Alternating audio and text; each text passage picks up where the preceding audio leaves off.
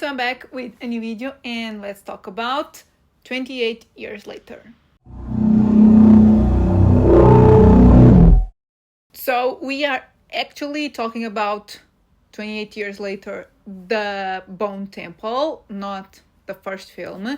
I actually never really reviewed the first of this trilogy, of this new trilogy, but I did mention it in my best of 2025. So check out that video if you want to know a bit more about my thoughts on the first of this trilogy. Yeah, I'm pretty excited to talk to you about this one. First of all, because I really, kind of spoiler alert, but I really enjoyed the 28 years later, the first part. And I never, as I said, never really reviewed it. I never really talked too much about it. So I will have time to, I'll at least talk more about the world with this one. And I have a few opinions. So yeah, let's get to it. So if you don't know what 28 years later, the Bone Temple, from now on, I'm just going to refer to it as the Bone Temple because saying the whole title is a lot. So if you don't know what this film is about, this is a direct sequel from the 28 years later film. So you actually really need to watch the previous one. I don't think you really need to watch the 28 days later and 28 weeks later. I actually never watched the weeks one, the 28 weeks later film, but there's a brief mention of the 28 days later film in this particular one. So you would benefit from watching the first film of all of this, so the 28 days later. But you definitely need to watch 28 years later because this film starts right where the previous one ended, and they never really explain what happened in the previous film. They mention the important things that you need to know in order to understand this one, but there's characters, they have a backstory, and there's characters that go from the previous film to this one, and they never really talk about their story, which you saw in the previous film. So you definitely need to watch the previous one. But this one, as I said, is a direct continuation, and this one gets more into the Jimmys. If you know, you know. And Dr. Ian Kelson.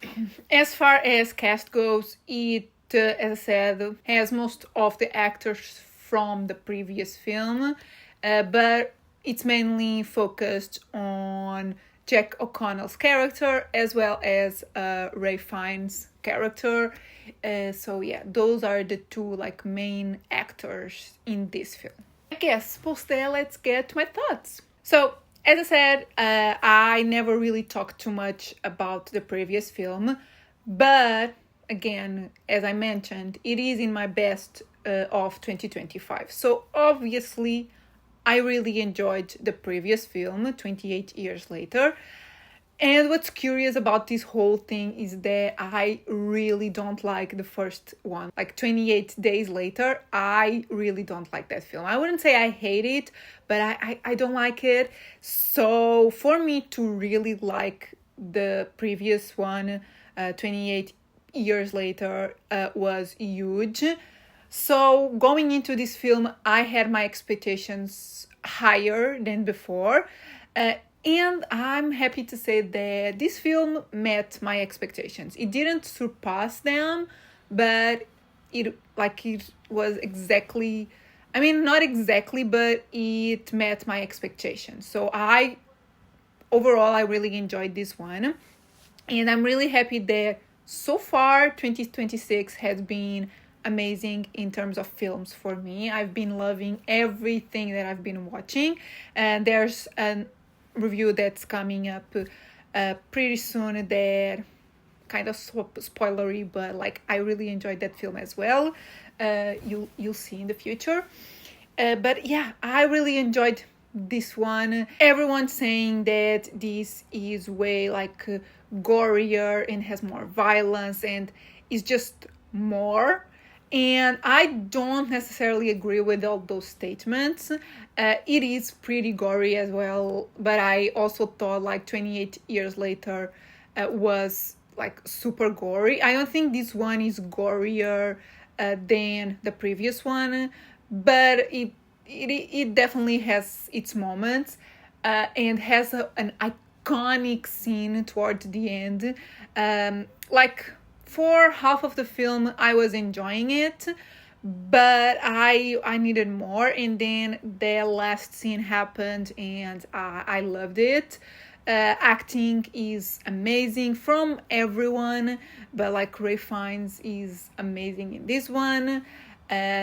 The cinematography is where it differs the most. So this is not directed by Danny Boyle. This one is directed by Naya Da Costa. And you can tell, like, she definitely tried to, like, have a similar, like, directing approach as Danny Boyle, but like the thing that he does in the previous films, but like mainly in the 28 years later one, is like it's a really hectic, jarring type of cinematography, and this one is way more like standard. It definitely has its moments, and like the whole violence and stuff that happens gives this film like an edge.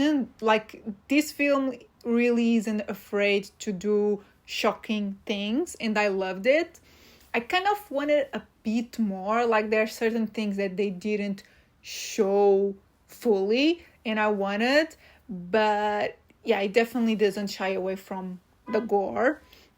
So I loved it, and it was really fun to see this in like a premiere where a lot of people that is there are not familiar with this thing, and there were a few people that left the cinema when it got to the like more intense stuff, which I think it's funny, to be honest.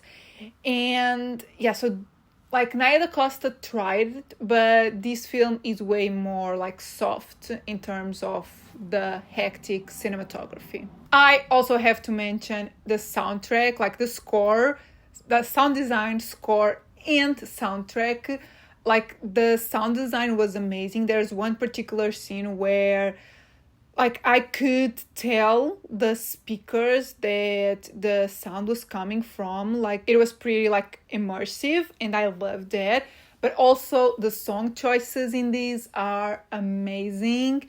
Again, I have to refer to that like last scene.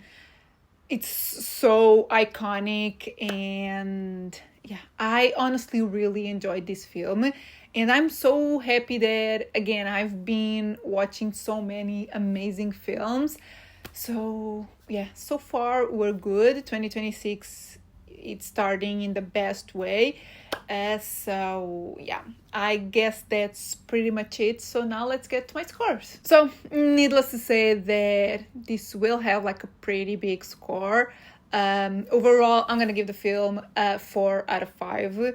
It takes me a little bit to commit to more than 4, but like this is definitely a 4. Like it's so good. I would give it like maybe like 4.5 if it wasn't for the like tamed cinematography. I don't think she pushes it too much, and I wanted that. But besides from that, like it definitely pushes on the gore aspect, on the horror aspect. On that regard, like cinematography, I think I'm gonna give it a 3.5 out of 5. Again, for the same reasons.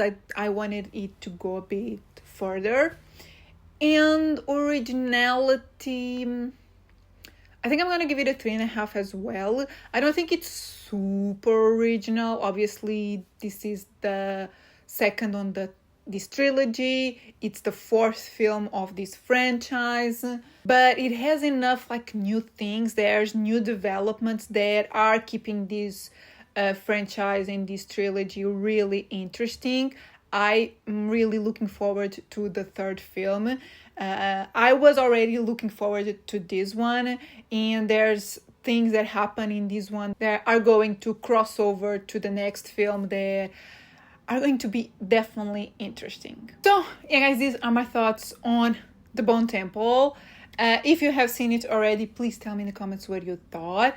Let me know if you like this one more than the previous one. I think I still prefer the previous one just because I liked more like the journey aspect of that film. It made me feel a lot of like emotions. This one is way more like horror and a comedy. Like there's definitely a lot of like funny moments in this film. So I really enjoyed it, but I think I still prefer the 28 years later, like part one. But yeah, tell me which one you like the most. Also like include the previous ones, like 28 days later and 28 weeks later. As I've mentioned, I don't like the first one and I never really saw the second one. So this new trilogy are like at least the best for me, in my opinion. These two new films are the best. So I really want to know if you agree with me or if you disagree with me, if you are looking forward to the next one. And yeah, if you like the video, give it a thumbs up, subscribe if you're not subscribed yet, and I'll see you in my next video. Bye!